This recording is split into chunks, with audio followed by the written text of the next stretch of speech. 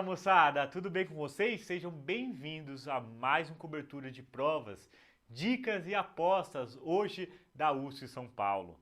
Para quem não é nosso aluno e não me conhece ainda, meu nome é Daniel Godoy, sou médico ginecologista e obstetra formado pela USP São Paulo, essa querida instituição, e também um dos professores de GO aqui da Medway. E eu preparei, moçada, essa aulinha muito especial para vocês, porque realmente é a instituição em que me formou, que eu devo muito à USP São Paulo, e eu quero com certeza que você, neste final de semana, garanta a sua aprovação lá no Hospital das Clínicas da Universidade de São Paulo, aqui em São Paulo. Tá certo? E depois me mandem lá se você foi aprovado ou não, porque eu amo saber a notícia de vocês. Tá certo? Bora falar um pouquinho como que é a GO cobrada na prova da USP São Paulo, moçada. Uma prova muito concorrida, com questões difíceis, que é para realmente diferenciar os candidatos. Mas o que a gente deve esperar da prova de ginecologia e obstetrícia, moçada? A prova da USP é uma prova inteiramente de raciocínio clínico, moçada.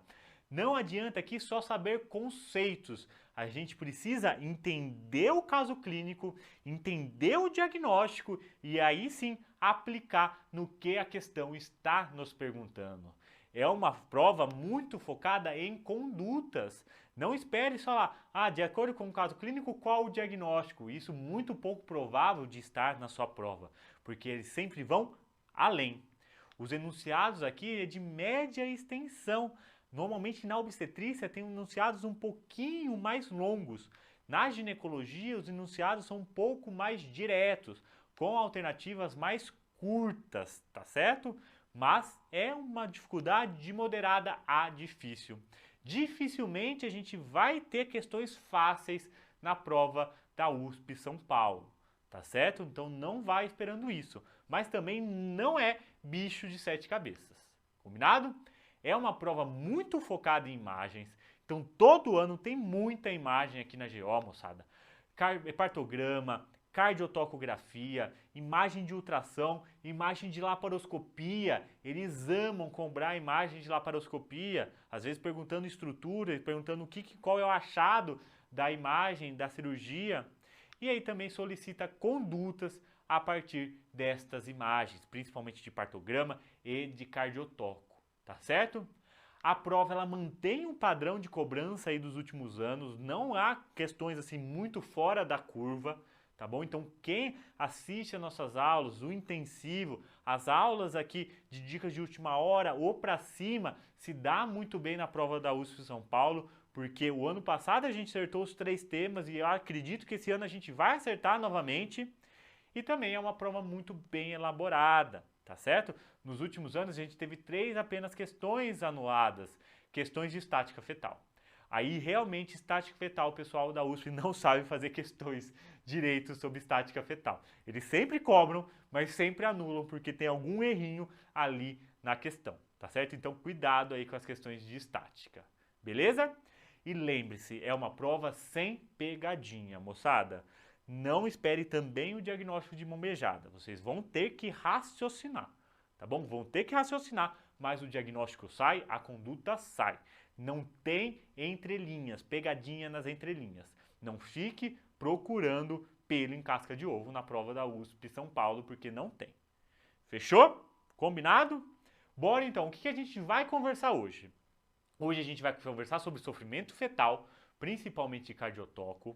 A gente vai falar sobre contracepção e no final eu vou falar com vocês sobre climatério e osteoporose, que vem caindo cada vez mais na prova da USP São Paulo. Tá certo? Bora lá, sofrimento fetal, moçada. O que é o sofrimento fetal, moçada?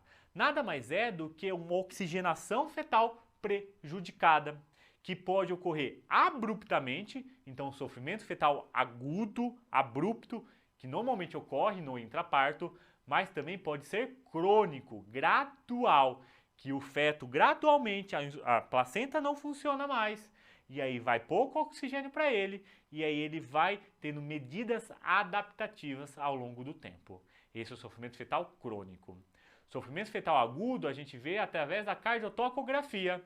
Sofrimento fetal crônico a gente vê através do Doppler fetal. Hoje a gente vai focar aqui, ó, no sofrimento fetal agudo, cardiotocografia. Lá no pra cima eu vou falar um pouquinho de Doppler fetal. Fechou? No pra cima da USP São Paulo, porque pode cair alguma coisinha aí esse ano.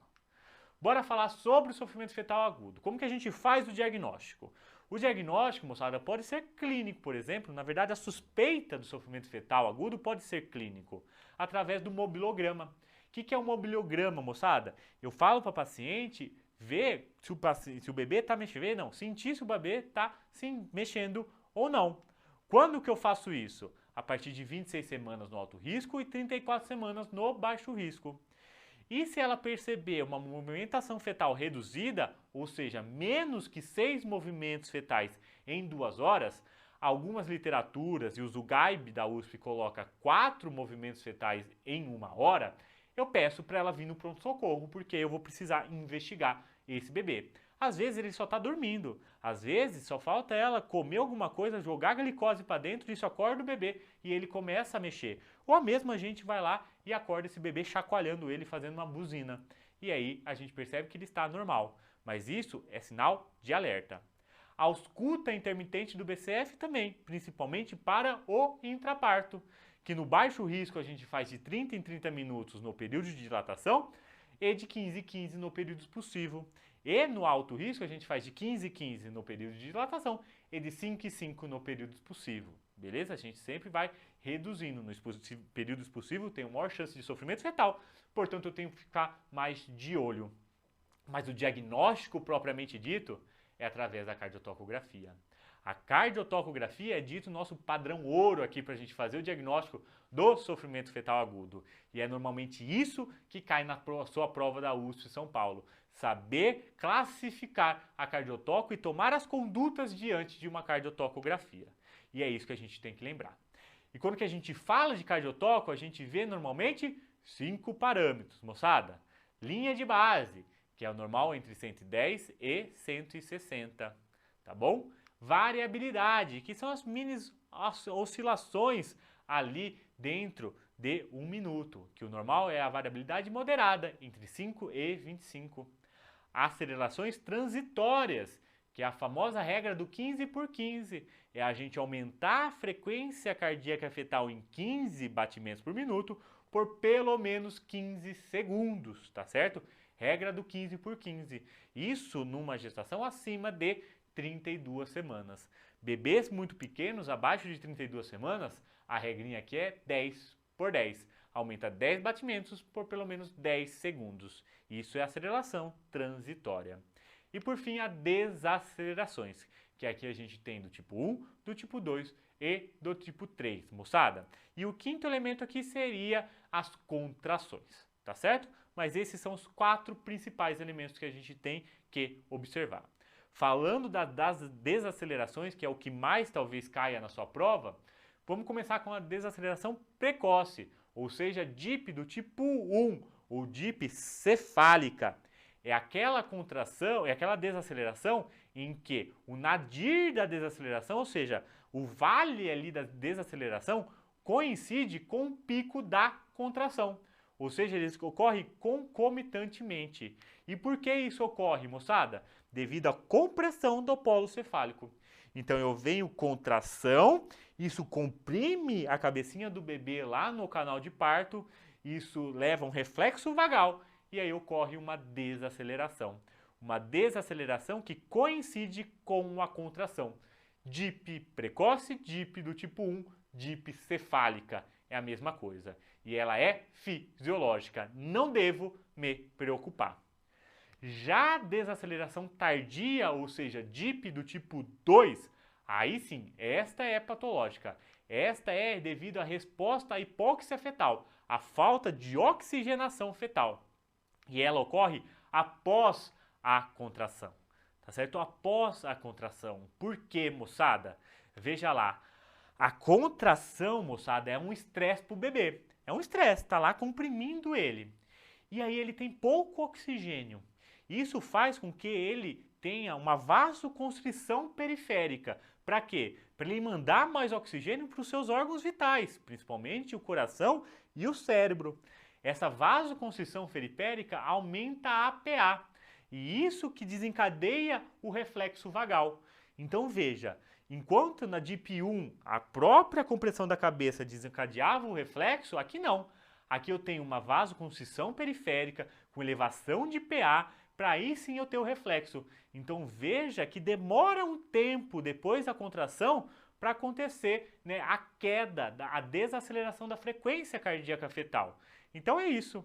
DIP do tipo 2 é aquela que ocorre depois da contração, devido à hipóxia. E essa sim é preocupante. Esta sim é indicativo de sofrimento fetal. E por fim, a desaceleração variável tipo 3, tá certo? Ou também dita umbilical, é a desaceleração que está relacionada com a compressão do cordão umbilical. Por isso ela é dita também desaceleração umbilical. É a desaceleração que, por ser devido à compressão do cordão umbilical, ela não tem relação com a contração, moçada. Pode ocorrer antes, durante ou até mesmo depois das contrações.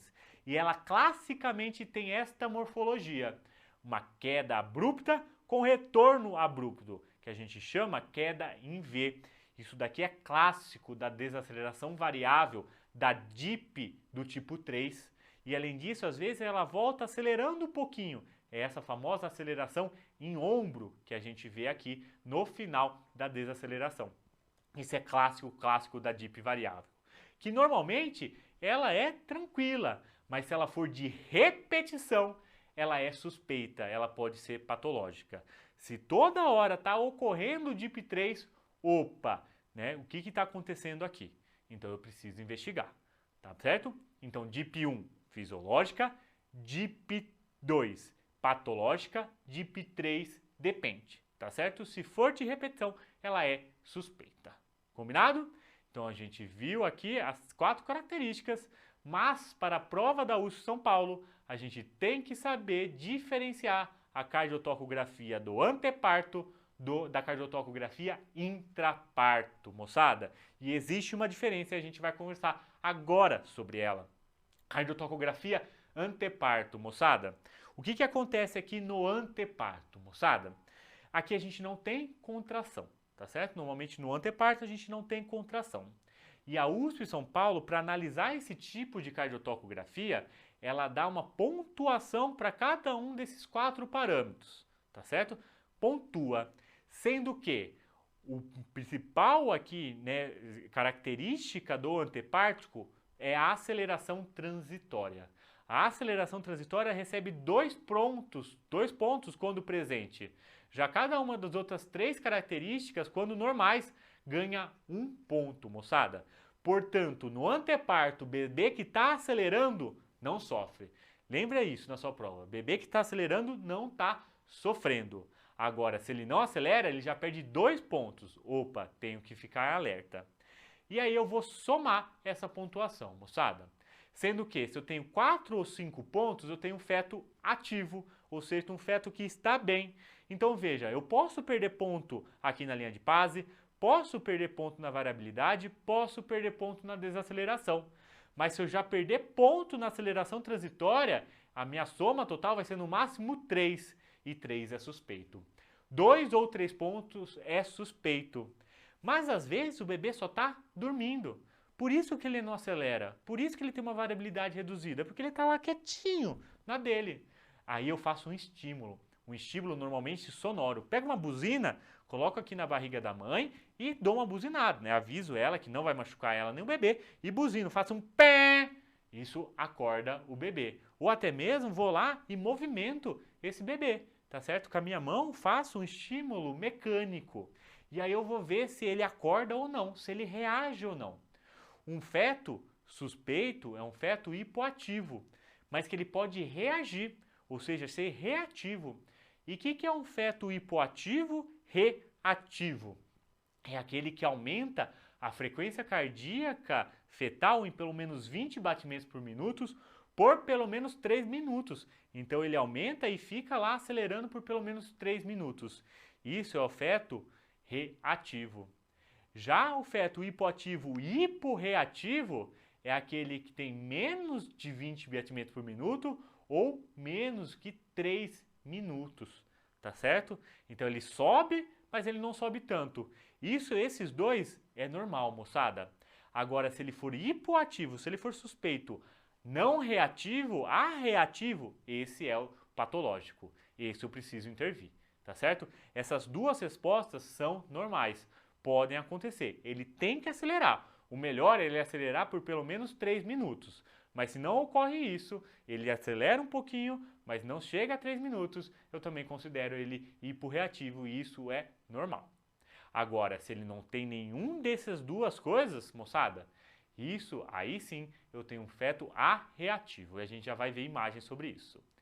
E também posso ter um feto inativo, ou seja, com 0 ou 1 ponto. Isso é alterado. Beleza? Bora ver imagens? Olha aqui. Veja, a gente vai ver as 4 características. Linha de base, tá normal, né? Entre 120 e 160. Variabilidade, também tá normal, tá entre 5 e 25. Aceleração, tem? Tem. Olha aqui, aceleração, aceleração, aceleração. Tem desacelerações? Não. Portanto, ele ganhou quantos pontos aqui? 5, beleza? Uma da linha de base, 1 ponto da variabilidade, 2 pontos da aceleração transitória e 1 ponto da ausência de desaceleração. Feto ativo, 4 ou 5 pontos, feto ativo. Mas eu posso ter um feto hipoativo reativo, ou seja, veja, aqui ele não acelera. Se ele não acelera, ele já não perde 2 pontos. Então aqui eu tenho um feto com 3 pontos, hipoativo. Só que eu fiz o estímulo aqui, estímulo sonoro. E o que aconteceu? Ele aumentou a frequência cardíaca basal dele em pelo menos 20 batimentos por minuto, por mais aqui de 3 minutos. Veja, até mudou a linha de base, foi aqui para cima. Estava aqui embaixo, foi aqui para cima. Cada quadradinho desse é 1 minuto. Então aqui eu tenho feto hipoativo reativo. Já aqui, ó, eu tenho feto hipoativo, fiz o estímulo sonoro, não mudou nada. Fiz estímulo sonoro, não mudou nada, não acelerou. Um feto hipoativo não reativo, arreativo. Esse é patológico, tá certo? Esse eu tenho que intervir. E o que eu faço aqui? Perfil biofísico fetal, moçada. Vou lá, coloco o bebê no ultrassom e vejo o líquido, vejo se ele está respirando, vejo se ele está movimentando e vejo o tônus fetal, tá certo? Então, nesses casos, no anteparto, não vou para parto direto, vou para cesárea, faço o perfil biofísico fetal. E esse aqui é um exemplo do inativo. Por quê? Porque, veja, aqui ele tem até uma linha de base boa, mas ele só ganha na linha de base. A linha de base está ali em torno de 120, ganhou 1 ponto, mas ele não ganha o ponto os 2 pontos da aceleração, não ganha o ponto da variabilidade, veja, é quase uma linha reta, e tem desaceleração, então ele não ganha o ponto da ausência de desaceleração. Portanto, ele só ganha 1 ponto, feto inativo. O que eu vou fazer? Perfil biofísico fetal. Beleza? Essa é a nossa conduta aqui. Mas o que mais cai, pode cair isso na sua prova, mas o que mais cai normalmente é o intraparto, tá certo? E no intraparto segue igual qualquer outro parâmetro, qualquer outra instituição. A gente vai avaliar normalmente aqui 2 parâmetros, 2 características da cardiotocografia, que com elas a gente consegue ali matar se é categoria 1, 2 e 3. Aqui é mais fácil. A gente vai ver variabilidade e desacelerações, tá certo? Vendo essas 2 coisas, a gente consegue classificar a cardiotoque em categoria 1, 2 e 3. Não é mais aquela coisa lá de ativo, hipoativo, inativo, tá certo? Aqui é categoria 1, 2 e 3. O que é categoria 1, moçada? É a paciente, o bebê que tem boa variabilidade, portanto variabilidade adequada, e não tem desaceleração suspeita. E o que é desaceleração suspeita, moçada? São duas coisas. Desaceleração do tipo 2, DIP2, tá certo? DIP tardia. Essa é uma desaceleração suspeita. E também a DIP3, a DIP variável recorrente. Ou seja, que tem várias vezes naquele traçado. Se eu tenho uma dessas 2 coisas, é uma desaceleração suspeita. Aqui na categoria não tenho nada, não tenho nem desaceleração suspeita e tenho uma variabilidade boa. O que eu vou fazer? Segue o jogo, assistência ao trabalho de parto. Já a categoria 3, moçada, é quando eu tenho uma variabilidade ruim e desaceleração suspeita. Tem os 2 juntos. Variabilidade não está boa e a desaceleração é suspeita. Ou, além disso, quando eu tenho uma bradicardia, ou seja, a minha linha de base está abaixo de 110. Ou ainda o padrão sinusoidal, que é característico da anemia fetal grave. A gente já vai ver imagens sobre isso. Nesses 3 casos, eu tenho categoria 3. E o que é categoria 2? É quando eu tenho um ou outro. Ou a variabilidade está ruim, ou eu tenho desacelerações suspeitas. Beleza? É aquilo que não é nem 1, nem 3. É o 2. Um ou outro. Ou variabilidade ruim, ou desaceleração suspeita. O que eu faço na categoria 2? Reanimação intrauterina. Ou seja, vou dar soro para minha paciente, normalmente glicose, vou dar cristalóide para ela, vou virar ela em decúbito lateral esquerdo para eu liberar a veia cava, assim aumentar retorno venoso, melhorar a oxigenação fetal. Vou suspender a ocitocina se ela estiver fazendo uso, tá certo? E vou repetir a minha cardiotoco depois dessas medidas. E além disso, dar oxigênio. Então, dou cristalóide, dou oxigênio, viro em decúbito lateral esquerdo e suspendo a ocitocina. E repito a minha cardiotoco. Melhorou? Vida que segue, vou observando. Continuou a mesma coisa, continuou categoria 2, parto, tá certo? Parto. Beleza? Já a categoria 3, quando eu estou diante dela, é parto. Posso tentar medidas de reanimação? Posso, desde que eu tenha uma causa aparente da categoria 3, ou seja, a principal causa aqui seria a taquissistolia. Se eu tenho uma taquissistolia evidente, mais do que 5 contrações em 10 minutos, posso até tentar as manobras de reanimação intrauterina para melhorar essa cardiotoco. Mas se eu não tenho uma causa aparente da categoria 3, é parto imediato, moçada, parto imediato. Beleza? Bora ver algumas cardiotocografias? Bora começar com essa. Olha essa cardiotocografia intraparto. Como que eu sei que é intraparto? Porque eu estou vendo a 5ª característica, que é as contrações.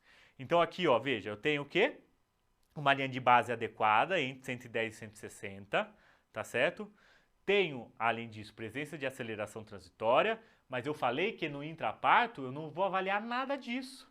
Eu vou avaliar apenas a variabilidade e a presença ou ausência de desacelerações suspeitas. Tem variabilidade adequada? Tem, moçada. Aqui até que está um pouquinho reduzida, mas olha aqui, ó, variabilidade boa entre 5 e 25. Então, beleza, tenho variabilidade adequada. Tenho desaceleração? Tenho, ó, aqui, ó. A seta até nos ajuda aqui, né, o risquinho. Tenho uma desaceleração, só que uma desaceleração do tipo 1, ou seja, não é suspeita. Portanto, aqui eu tenho uma categoria 1. Qual a minha conduta? Segue o jogo. Variabilidade adequada, ausência de desacelerações suspeitas. DIP1 não é suspeito, nunca. Olha essa outra. Veja essa outra. Olha, eu tenho uma variabilidade adequada? Tenho, ó. Tenho uma variabilidade adequada. Tenho uma variabilidade adequada. Beleza. Tenho desacelerações? Tenho. Muitas, né, ó. 1, 2, 3, várias. Toda contração eu tenho uma desaceleração. Quando ocorre essa desaceleração? Após a contração. Tá vendo, ó? Depois da contração. Olha aqui, depois da contração. Olha aqui, depois da contração.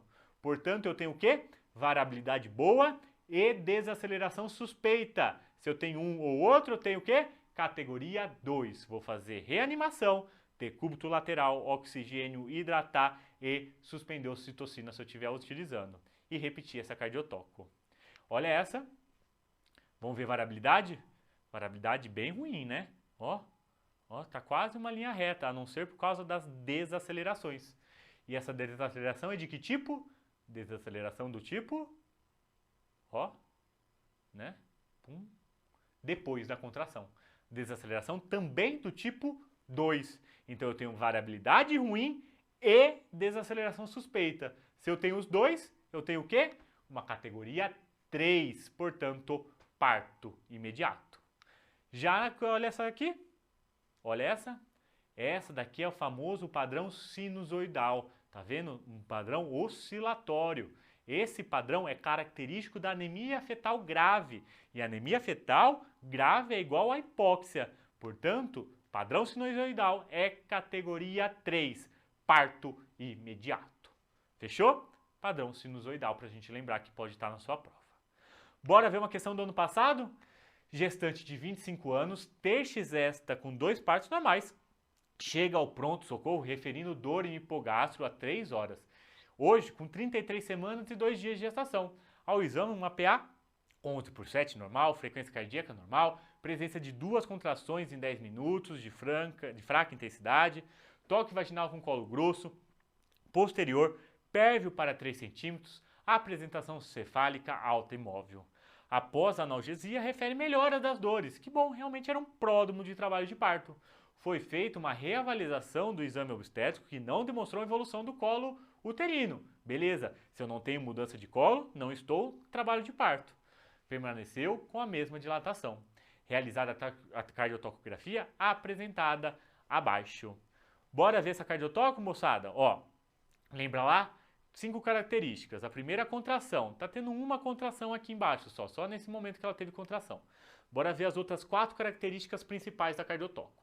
Primeiro, linha de base, moçada. Qual que é a linha de base desse paciente? Aqui, ó. Beleza? Tá no branquinho, quer dizer que tá ótima. Não dá pra gente ver o número aqui do lado, mas acredita em mim, aqui é 110 e aqui é 160. Então tá entre 110 e 160. Variabilidade, moçada, é boa? É boa, é normal, entre 5 e 25. Tem aceleração transitória? Tem, né? Olha aqui uma aceleração bonitona aqui, tá certo? No início da cardiotoco. Tem aceleração transitória. Tem desaceleração? Não, não tem desaceleração. Portanto, eu ganhei 1 ponto da linha de base normal, 1 ponto da variabilidade normal, 2 pontos, né, quando que a gente fala de aceleração transitória, porque tem, e 1 ponto que não tem desaceleração. Portanto, aqui eu estou diante de uma cardiotoco, de um bebê ativo. Lembra lá? Anteparto, bebê ativo. Isso mostra o quê? Que o bebê está bem, um bem-estar fetal. E era isso que a USP perguntava pra gente. Qual a conclusão dessa cardiotoco? A. Reatividade fetal pós-estímulo? Em algum momento aqui vocês viram marcando estímulo ES? Não. Então se não tem isso, não briga com a questão. Não fala que ele sofreu estímulo, só não marcou. Não. Tá certo? Não é A. B. Ausência de movimentação fetal? Moçada, não falei para vocês, mas essa parte aqui entre, né, a cardio e a toco, entre o batimento cardíaco fetal e as contrações, é onde registra a movimentação fetal. Todos esses pontinhos pretos aqui são movimentação fetal. Então, tem movimentação fetal. A B está errada.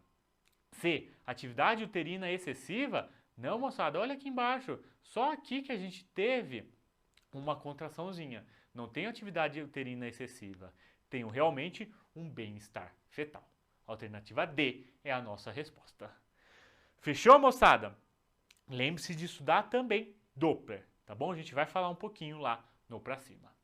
Contracepção, moçada. Contracepção é outro tema que cai todo ano na USP São Paulo, tá certo? Todo ano cai contracepção.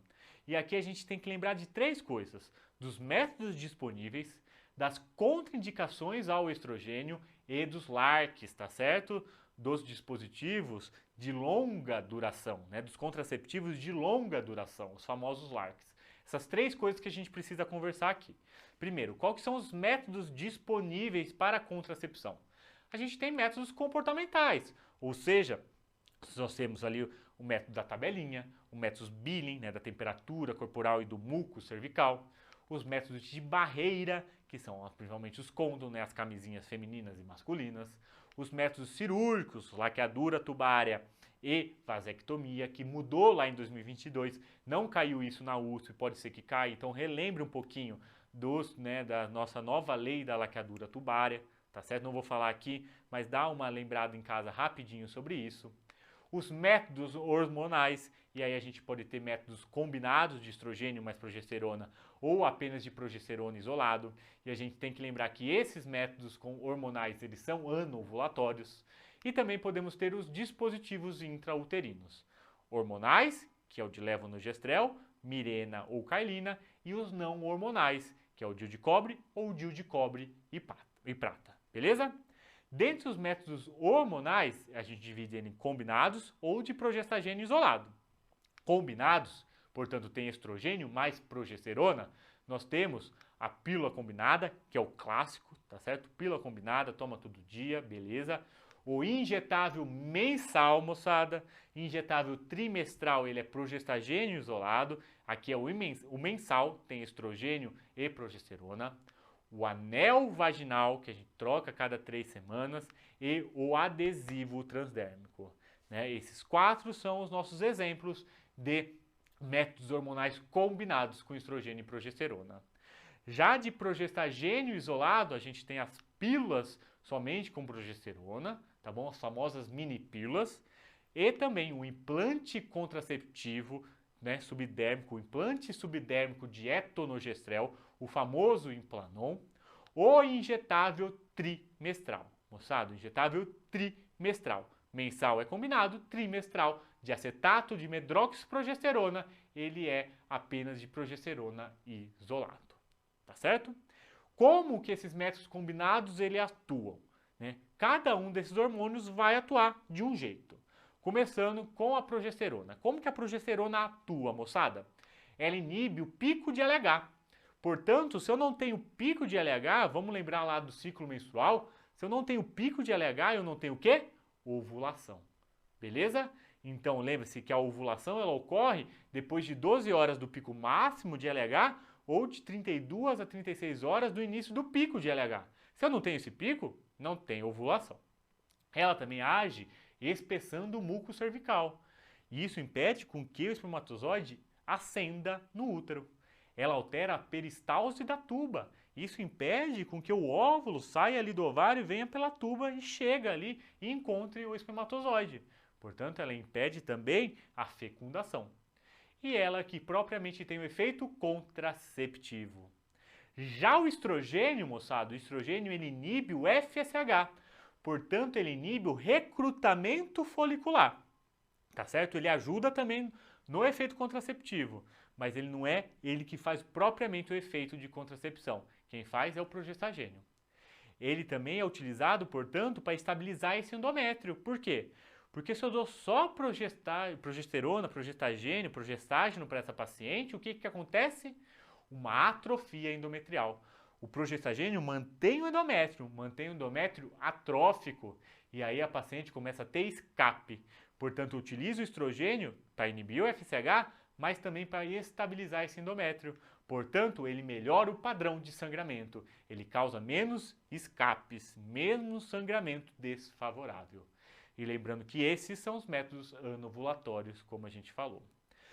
Progesterona basicamente não tem contraindicação. As contraindicações são ao estrogênio, moçada. E isso você precisa saber para a sua prova. Precisa saber as contraindicações ao estrogênio, contraindicações absolutas. O que é categoria 4 da OMS para o uso de estrogênio, moçada? E a gente começa com um clássico. Hipertensão arterial sistêmica descompensada ou alguma doença vascular. Lembrando que se a paciente é hipertensa controlada, ou seja, está tomando bonitinha a medicação, é categoria 3. Os riscos superam os benefícios. Portanto, eu não devo utilizar, a não ser que seja em último caso. Tá certo? Em último caso, aí eu posso utilizar uma categoria 3.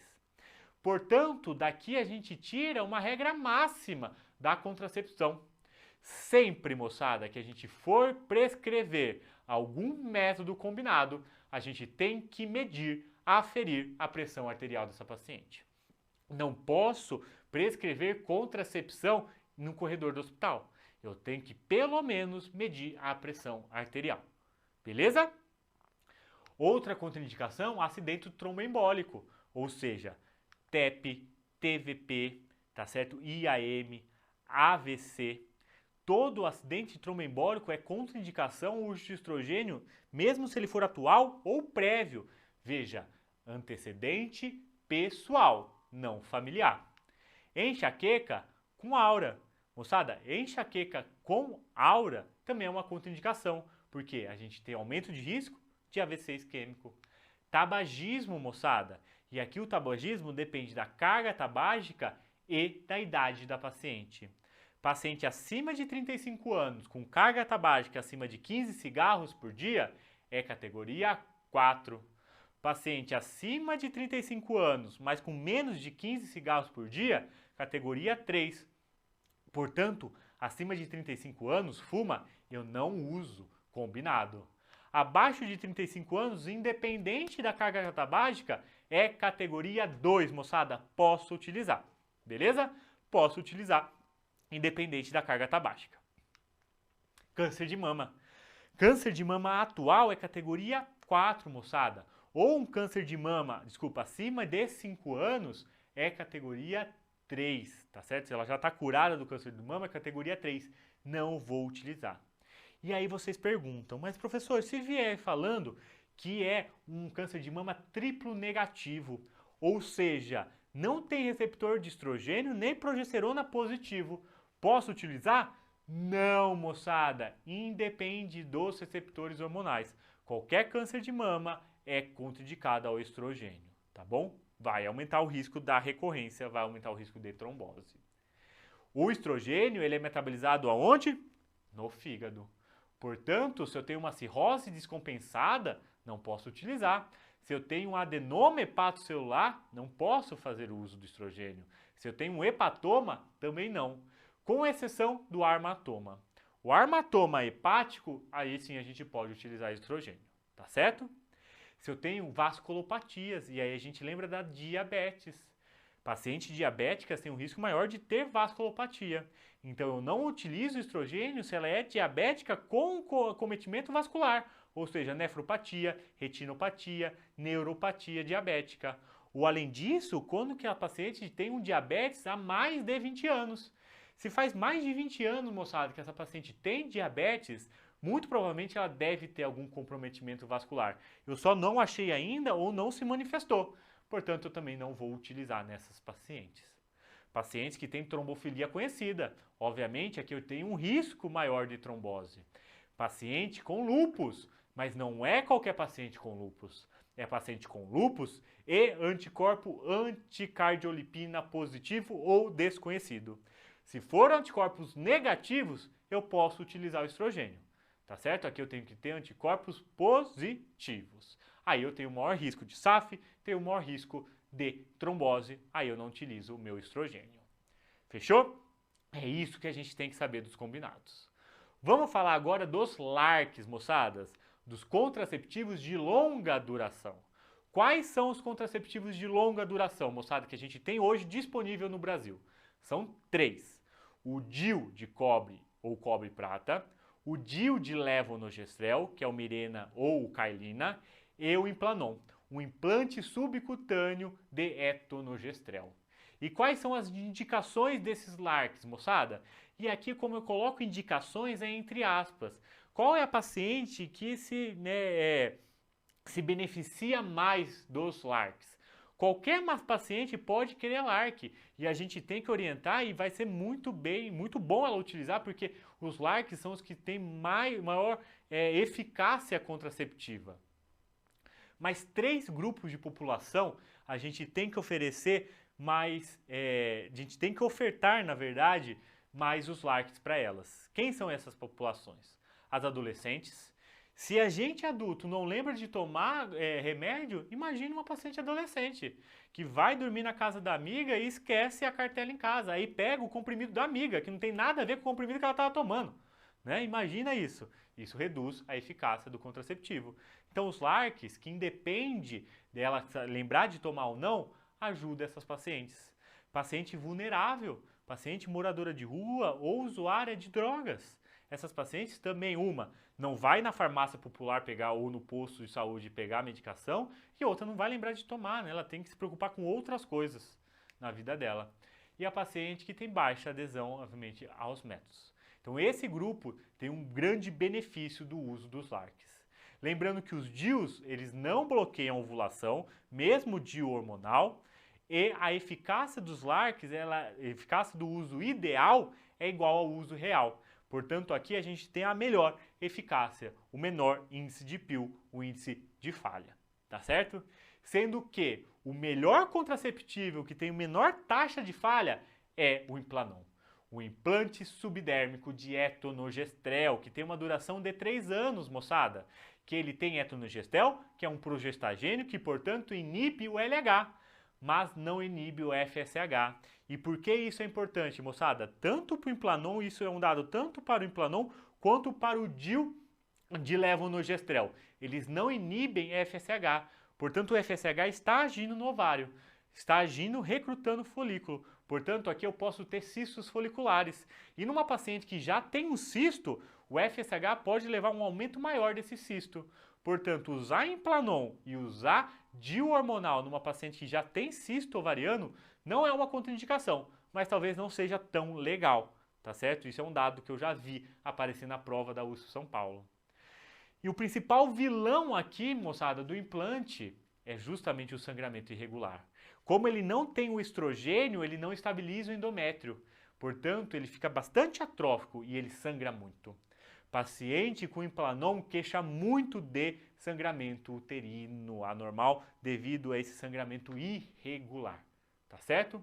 E só em 20% dos casos o implante subnérmico bloqueia o eixo hipotálamo hipófise ovariano, portanto causa amenorreia. Nos outros casos, nos outros 80%, não causa amenorreia, beleza? E as contraindicações? Quais são as contraindicações ao implante?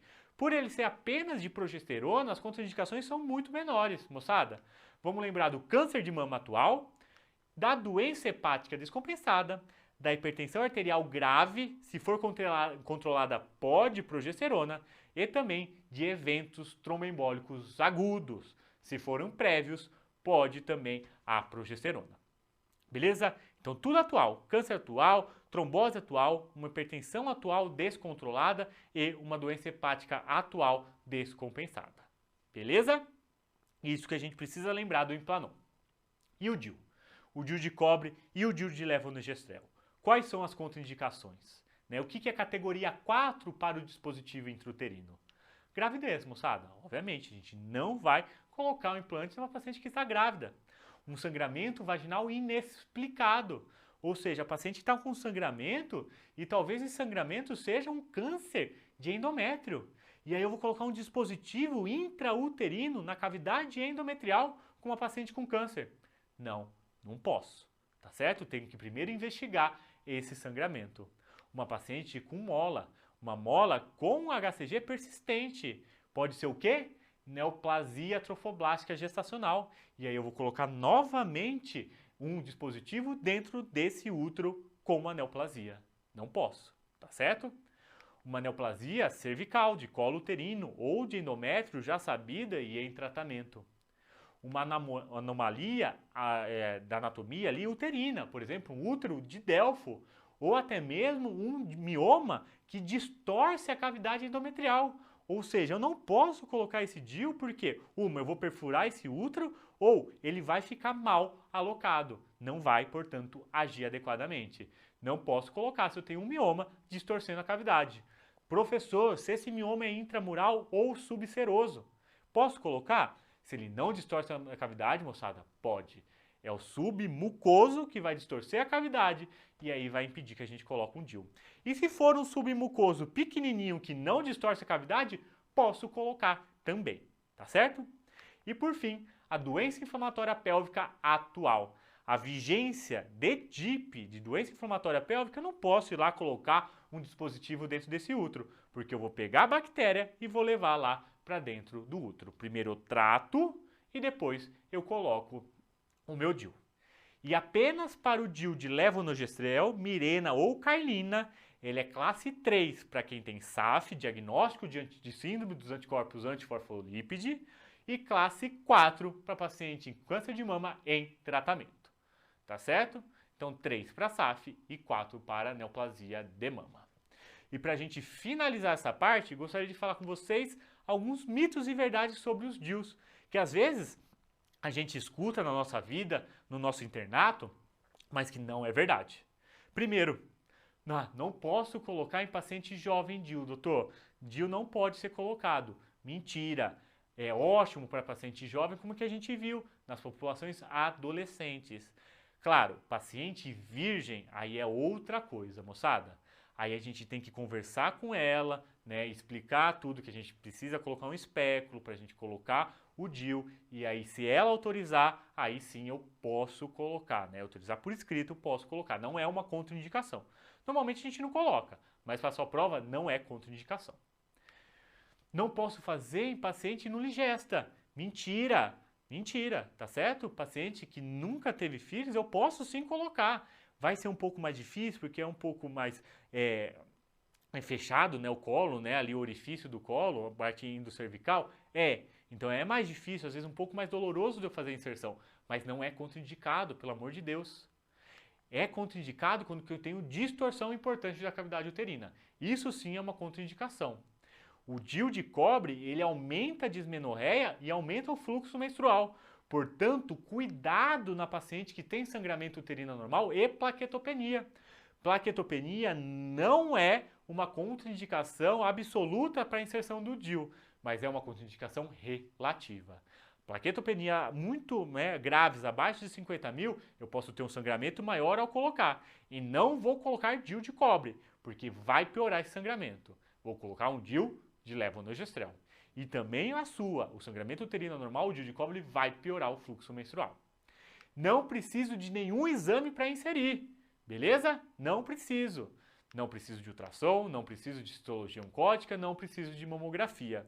O que eu preciso então para colocar um DIU, moçada? Eu preciso fazer uma história clínica bem feita e um exame físico, mais a certeza razoável de ausência de gestação. Quer dizer, professor, que você está falando que toda paciente que a gente for colocar DIU, a gente precisa pedir beta-HCG. Não!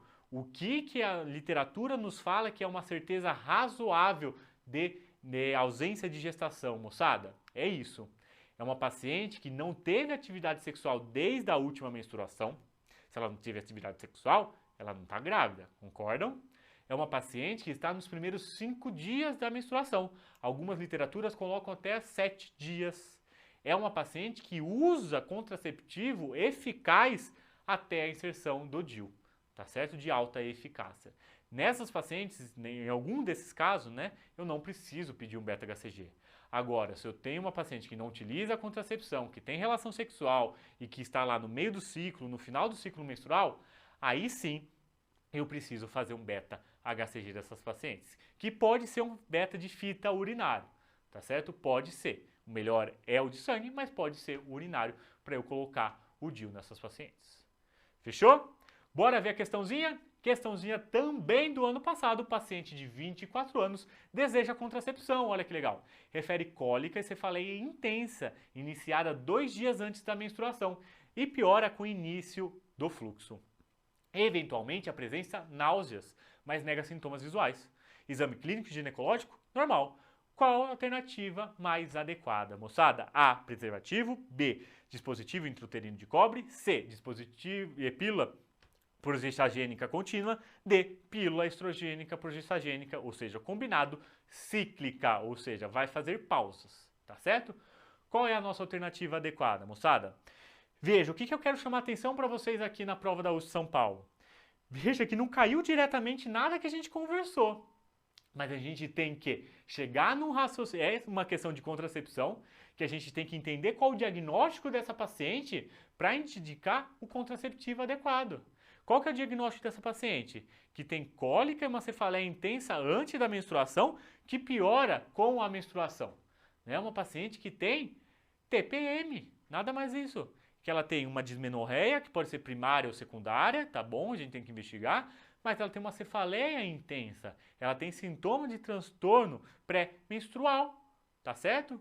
E aí, se ela tem um sangramento, um aumento de fluxo, né, o que piora nessa parte, vou colocar um DIU de cobre? Não, DIU de cobre não vai melhorar esses sintomas dela pré-menstruais. Vou usar preservativo só se eu quiser que ela engravide, né? Então não vou utilizar preservativo. Vou usar uma pílula progestagênica cíclica, ou seja, ela vai fazer pausa? Também não, moçada. Por quê? Porque na pausa ela vai menstruar. Se ela vai menstruar, ela vai ter esses sintomas de cólica, de cefaleia intensa, esses sintomas pré-menstruais.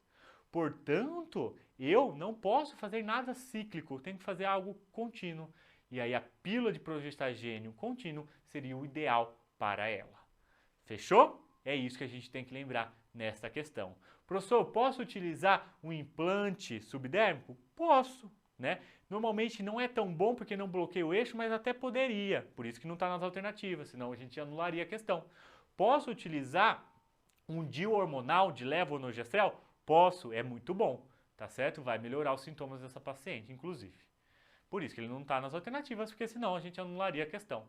Então veja, a gente vai sempre nessas questões de contracepção olhar cada uma das alternativas, excluindo e marcando a correta. Fechou? E para a gente finalizar essa nossa aula, climatério. Moçada, climatério vem caindo nos últimos anos. E junto com o climatério vem caindo questões de osteoporose na prova da UBSP São Paulo, né? Uma preceptora minha, ótima, a doutora Silva, ela, né, que faz um ambulatório de osteoporose, é um ambulatório muito bom ali, tanto para os internos quanto para os residentes, então está caindo cada vez mais osteoporose. E climatério também, né, um dos grandes chefes de climatério do Brasil é da USP São Paulo. Portanto, o climatério cai na sua prova. E o que a gente tem que lembrar do climatério? Terapia de reposição hormonal. A gente tem que lembrar indicações, contraindicações e como fazer a terapia de reposição hormonal. Começando com as indicações, moçada, para quem que a gente vai fazer TRH? Para paciente que tem sintoma vasomotor, para paciente que tem atrofia urogenital, e aqui a gente vai ver que a gente faz atrofia, esse tratamento tópico com estrogênio via vaginal, e também para prevenção de osteoporose e fratura osteoporóticas. E, obviamente, para paciente com insuficiência ovariana prematura, ou seja, que entrou na menopausa antes dos 40 anos. Tá? Quais são as contraindicações da terapia de reposição hormonal, moçada? Vamos lá. Histórico de câncer sensível ao estrogênio, tá certo? Quem melhora os sintomas, sintoma vasomotor, quem melhora sintoma de atrofia é o estrogênio. Quem previne a osteoporose é o estrogênio. Portanto, a terapia de reposição hormonal, o cerne dela é o estrogênio. E se a gente tem contraindicações aqui ao estrogênio, a gente não pode utilizar. E prestem atenção, essas contraindicações são diferentes das contraindicações da contracepção, porque aqui a dose é menor e o estrogênio que a gente utiliza normalmente para reposição hormonal é um estrogênio bioidêntico, tá certo? Não é um estrogênio sintético que a gente utiliza normalmente lá nos contraceptivos. Portanto, as contraindicações aqui são diferentes. Começando, histórico de câncer sensível ao estrogênio. Câncer de mama, tá certo? Veja que o câncer de mama, qualquer câncer de mama, ele é contraindicação também aqui na terapia de reposição hormonal. Mas, em maio deste ano, a Sociedade Brasileira de Climatério, a SOBRAC, no seu congresso anual, soltou uma nova diretriz, falando nessa diretriz sobre as evidências mais atuais em relação ao estrogênio nos cânceres. E aí a evidência mais atual mostra que a gente pode fazer sim estrogênio vaginal de baixa dose, tá certo? Em paciente que tem síndrome geniturinária da menopausa. Veja, estrogênio via vaginal em baixa dose, nunca sistêmico, tá certo? Isso ainda não está nos livros textos, isso é a literatura mais recente que mostra pra gente. Portanto, cuidado com essa informação na sua prova. Trago para vocês mostrando que a gente tem literatura e tem a Sociedade Brasileira de Climatério falando que a gente pode utilizar estrogênio vaginal. Na sua prova, acho difícil cair uma coisa dessa, mas se cair uma coisa mais teórica, saiba que está correto. Câncer de endométrio. Câncer de endométrio, a gente também não deve utilizar estrogênio, mas a literatura mais atual mostra que se for um câncer de endométrio de baixo grau, tratado cirurgicamente em estágio inicial, a TH estrogênica pode ser uma opção. Se esse daqui eu já acho difícil cair na sua prova, esse eu acho ainda mais. Mas eu trago porque a prova da USP é uma prova difícil e quem faz a prova da USP são pessoas atualizadas. Então pode ser que caia, tá certo? Mas levem com carinho essas informações. Câncer de ovário hormônio dependente. Tá certo? Então, quais são os cânceres ovarianos hormônio dependentes? Câncer das células da granulosa, carcinoma seroso de baixo grau e endometrioide. Esses três eu não posso utilizar. Beleza? Então aqui a gente fechou o câncer. Sangramento vaginal inexplicado. Mesma coisa lá. Eu não vou colocar o DIU porque pode ser um câncer de endométrio sem investigar. Aqui a mesma coisa. Uma doença hepática descompensada. uma doença coronariana também descompensada, paciente com antecedente de infarto do miocárdio ou qualquer outro evento tromboembólico, TVP, TEP, AVC isquêmico, ou além disso, uma doença tromboembólica hereditária, tá certo? Uma trombofilia hereditária. Não vou fazer estrogênio porque ela tem um risco maior de trombose. E antigamente a gente falava também do lúpus e da porfiria, tá certo? E do meningioma para contraindicação aos progestagênios, tá certo? Nesse último consenso da Sociedade Brasileira de Climatério, eles não colocaram essas 3 doenças, tá certo? Não colocaram como contraindicação absoluta. Apenas o lúpus com anticorpo anticardiolipina positivo. Aí sim mantém a contraindicação ao estrogênio. Mas aqui para TH eles não colocaram essas 3 no último consenso. Pode ser que caia alguma coisa disso na sua prova. Mas aqui leve também que o lúpus, a porfiria e o meningioma são contraindicações. Tá? Meningioma é contraindicação apenas ao progestagênio, só a progesterona. Como eu vou utilizar, como eu vou fazer a terapia de reposição hormonal? Primeiro, moçada, quando eu começo na janela de oportunidade. O que é janela de oportunidade, moçada? São os primeiros 10 anos da menopausa e antes dos 60 anos. Isso é janela de oportunidade. Professor, por que eu não faço depois dos 60 anos? Porque eu aumento muito o risco cardiovascular. Né? Professor, por que eu não passo 10 anos depois da menopausa? Porque essa paciente que já ficou 10 anos sem o estrogênio já está cheia de aterosclerose. Aumenta o risco cardiovascular. Beleza? Então, janela de oportunidade. Lembre-se disso. Qual medicamento utilizar? Só o estrogênio ou preciso fazer estrogênio mais progesterona? A regra é a seguinte, moçada. Paciente com útero, estrogênio e progesterona. Por quê? Porque se eu só dou estrogênio para essa paciente, o que acontece? Proliferação endometrial, risco de câncer de endométrio. Portanto, eu tenho que fazer progesterona para estabilizar esse endométrio. Se a paciente já fez uma esterectomia, não tem útero, eu posso fazer só o estrogênio, porque é o estrogênio que trata os sintomas da menopausa. Lembre-se que a paciente que tem esterectomia, mas tem antecedente de endometriose, eu preciso também fazer estrogênio mais progesterona, porque senão eu reativo os focos de endometriose. Essa é uma exceção que ama cair na sua prova. Qual esquema terapêutico eu vou utilizar? Sistêmico ou local? O sistêmico para a gente tratar sintomas vasomotores e prevenir fraturas osteoporóticas. O local apenas para síndrome geniturinária da menopausa, ou seja, atrofia endometrial. Beleza? Estrogênio via vaginal é só para síndrome geniturinária da menopausa. Qual a melhor via, moçada? Oral ou transdérmica? A transdérmica sempre é melhor. Mas na sua prova, leve-se que a transdérmica eu vou usar em paciente com comorbidades. Paciente que tem alguma doença e já tem um risco de trombose, eu prefiro fazer a via transdérmica que esse risco diminui. Tá certo? Já a via oral vou fazer para pacientes sem comorbidades. E uma exceção nas comorbidades aqui. A dislipidemia com elevação de LDL e triglicerídeos normais, moçada. Por quê? Porque o estrogênio, quando ele passa no fígado, ele leva a um aumento de triglicerídeos e de HDL, com redução do LDL. Portanto, se a paciente tem uma dislipidemia por aumento de LDL isolado, ou seja, triglicerídeos está normais, eu dou a via oral tentando reduzir esse LDL aqui. Tá certo? Se ela tem LDL elevado e triglicerídeos elevados, ou seja, uma dislipidemia mista, aí eu prefiro a transdérmica, porque senão a oral vai reduzir o LDL, mas vai aumentar ainda mais os triglicerídeos. Então aí eu não faço isso. Fechou? E se a paciente tem contraindicação, o que eu faço, moçada?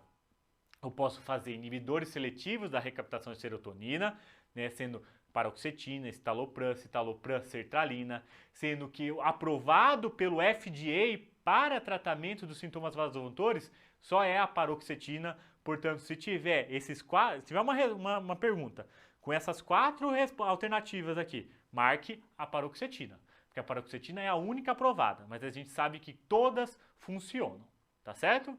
Posso fazer também os inibidores, os duais, né? Os inibidores seletivos da recaptação de serotonina e noradrenalina, que é a venlafaxina e desvenlafaxina, que inclusive são muito bons, tá bom? Inclusive melhores que a paroxetina, tá? E outras medicações, como clonidina, gabapentina, pregabalina, para tratamento dos sintomas aí vasomotores. Fechou? É isso que você tem que saber sobre climatério.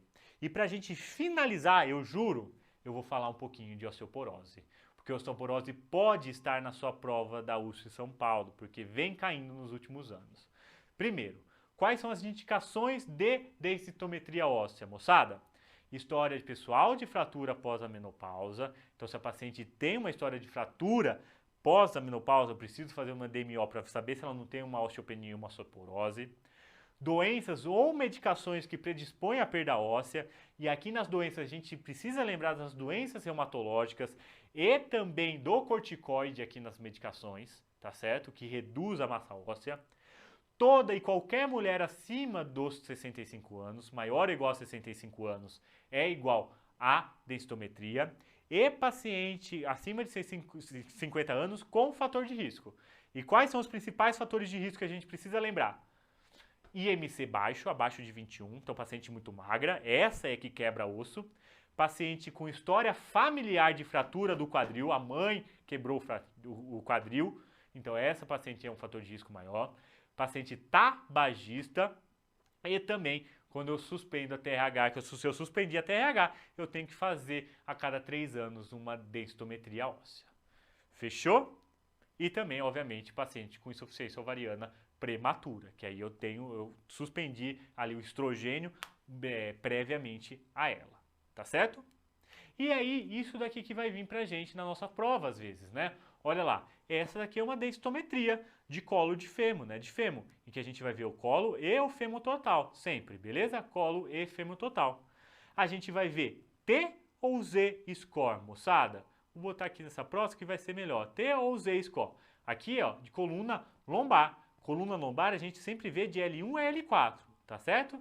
Então a gente vê colo do fêmur e fêmur total e a gente vê de L1 a L4. Não importa aqui cada vértebra é separada, né? Tem que ser de L1 a L4. E aí a gente vai ver T-score ou Z-score. Moçada, bora lembrar. T-score compara a paciente com uma paciente jovem. Z, então T de teen, tá bom? Adolescente, pra gente lembrar da paciente jovem. T de teen compara a paciente com a jovem, com a teen, tá? E o Z-score compara a paciente com ela mesma, ou seja, ela com os pares, né? Com a pessoa que tem a mesma idade, a mesma etnia que ela, tá certo? E aí, por definição, moçada, paciente na pós-menopausa, a gente usa o T-score. Comparar ela com quem? Com a paciente jovem. Já a paciente antes da menopausa, por exemplo, uma paciente que teve ali insuficiência ovariana prematura com 35 anos, a gente utiliza o Z-score, tá certo? Então, na pós-menopausa é o T-score que é o que mais cai na sua prova. E quando que a gente fala de T-score, a gente lembra de osteopenia e osteoporose. Osteopenia é quando que a gente tem um T-score entre menos 1 e menos 2,5. E osteoporose é quando que a gente tem um T-score menor que menos 2,5, ou seja, menos 2,6, menos 2,7 e aí vai, tá certo? Então esses são nossos pontos de corte. Quando eu utilizo o Z-score para paciente jovem, tá certo? Antes da menopausa, eu não posso falar em osteopenia e não posso falar em osteoporose, moçada. Eu só posso falar em baixa massa óssea. E o nosso corte aqui é menos 2, tá bom? Nem coloquei aqui porque isso é difícil de cair. Menos 2. Abaixo de menos 2 é baixa massa óssea, mais que menos 2 é uma baixa óssea normal, né? Tá certo? Uma massa óssea normal. Fechou? E também na sua prova pode cair o famoso FRAX. O que é o FRAX, moçada? É uma calculadora que estimula o risco de fratura. Então a paciente está lá, nos seus 50 e poucos anos, ela vem na nossa consulta, a gente faz algumas perguntas para elas e responde nessa calculadora. Pergunta o quê? Pergunta se ela já usou corticoide, se ela fuma, se ela tem história de fratura, se ela tem história familiar de fratura, e aí se ela tem algumas doenças, principalmente artrite reumatoide, as doenças reumatológicas, para a gente calcular o risco dela de fratura. E aí também a gente pode colocar o resultado da densitometria óssea. E aí ele joga a gente num gráfico, que vai falar para a gente o risco maior de fratura osteoporótica. Veja que o verdinho é normal, não tem um risco maior de fratura osteoporótica. O amarelo ela tem um risco maior, o vermelho ela tem um muito risco maior, beleza? Quando a gente está no verdinho, não precisa fazer nada. Quando a gente está no amarelinho, aí eu preciso fazer. O que eu faço? Vou fazer terapia de reposição hormonal? Vou dar bisfosfonato? Não. Vou fazer reposição de cálcio, se ela tem baixa ingesta, e vitamina D.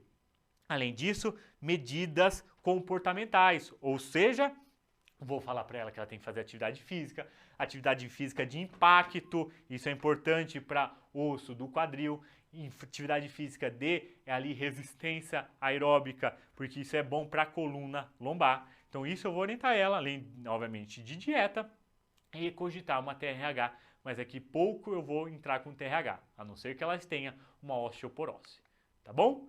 Portanto, quais são os critérios realmente de tratamento? Que eu preciso fazer TRH ou fazer bisfosfonado. Se ela tem um T-score menor que menos 2,5, tá certo? Então aqui eu tenho um diagnóstico de osteoporose. Se ela tem uma história de fratura vertebral ou de quadril, independente da DMO, da densitometria óssea, que são fraturas de fragilidade, ou seja, quadril e lombar. E também se ela tem osteopenia na DMO, na densitometria associada à história de fraturas patológicas prévias e também risco aumentado de fratura no frasco. Então, se ela tem osteopenia mais um frax aumentado, aí eu faço com risco maior, aí eu faço o tratamento da osteoporose, entre aspas, da osteopenia nesse caso, com a primeira linha, que são 2 medicamentos, um desses dois, TRH, terapia de reposição hormonal, ou bisfosfonato, tá certo? Ou um desses dois que são considerados a primeira linha de tratamento. Fechou? Esses são os critérios aí para a gente utilizar TRH ou bisfosfonado para osteoporose ou para prevenção de osteoporose. Beleza? Bora ver como que cai isso? Questão também do ano passado, paciente de 50 anos com queixas de ondas de calor e sudorese noturna que se iniciaram há 6 meses com a menopausa. Portanto, o paciente entrou na menopausa há 6 meses. Apresenta hipertensão arterial sistêmica tratada com olodipino 5mg, diabetes controlado com metformina 1000mg e hipercolesterolemia tratada com rosuvastatina 10mg. Assinale qual o benefício para o uso da via transdérmica para a terapia hormonal, moçada. A. Maior eficácia no controle dos sintomas. B. Melhor perfil de risco trombogênico. C. Redução do efeito endometrial. D. Menor risco para o câncer de mama. E aí, moçada? Clássico, alternativa B. Melhor risco trombogênico, obviamente. Lembra? Via transdérmica não passa pelo fígado, portanto, ele não altera fatores de coagulação, não altera tanto, na verdade, fatores de coagulação, portanto, ele tem um melhor perfil trombogênico. Ele não ele não eleva uma melhor eficácia dos sintomas vasomotores em comparado com a via oral, ele não reduz o efeito endometrial comparado com a via oral, mesma coisa, e ele também não reduz o risco de câncer mamário comparado com a via oral. Ele sim tem um melhor risco tromboengênico. Fechou, moçada? Uma aulinha longa com bastante conteúdo, mas que a gente conseguiu revisar muitas coisas. E eu tenho certeza que isso vai estar na sua prova no final de semana, tá certo?